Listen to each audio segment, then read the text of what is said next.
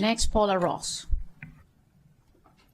Good afternoon, Council President Fanny Gonzalez and members of the Council. My name is Paula Ross, President and CEO of the Gaithersburg Germantown Chamber of Commerce, representing more than 450 businesses throughout Gaithersburg, Germantown, Clarksburg, and Damascus, over 65% of which are small businesses with fewer than 10 employees. Thank you for the opportunity to speak on the proposed fiscal year 27 budget.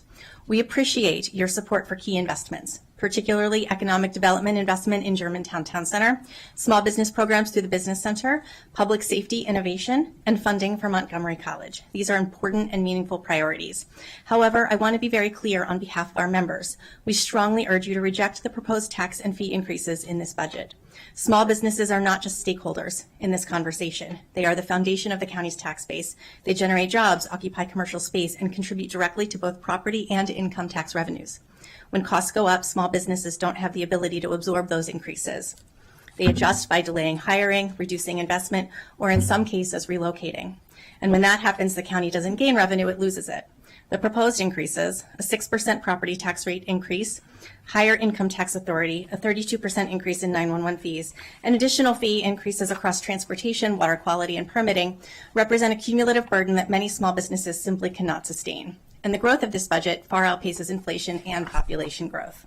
Montgomery County is facing growing competition from neighboring jurisdictions that are actively lowering tax burdens and permitting costs and timelines while investing in infrastructure, workforce, and business development. At the same time, our county is experiencing concerning trends, including outmigration of residents and businesses, slower job growth compared to regional peers, and rising costs that challenge both employers and workforce retention. We recommend a renewed focus on policies that attract and retain businesses and residents, encourage private investment, and strengthen the county's long-term tax base. We cannot strengthen our tax base by making it more expensive to be part of it. We must grow our way to a sustainable tax base, not tax our way there. Housing is a critical part of that equation. If we want to attract and retain a workforce, we must increase housing supply. But the current environment, including rising taxes, regulatory complexity, and rent stabilization, is discouraging the very investment that we need. We are hearing directly from developers that projects are being delayed or moved elsewhere. We urge you to revisit and repeal rent stabilization and adopt policies that actively encourage housing development at all price points. Finally, we support strong investment in public K-12 education, but we also urge accountability, ensuring that increased funding delivers measurable outcomes for our taxpayers and our economy.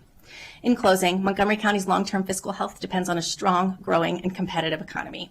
We respectfully urge you to adopt a budget that rejects additional tax and fee increases, supports small businesses, and actively invites additional tax revenue through investment, rather than risking policies that drive it away. Thank you for your time. We stand ready to partner with you, and have included more details in a letter from the Chamber to you today. Thank you.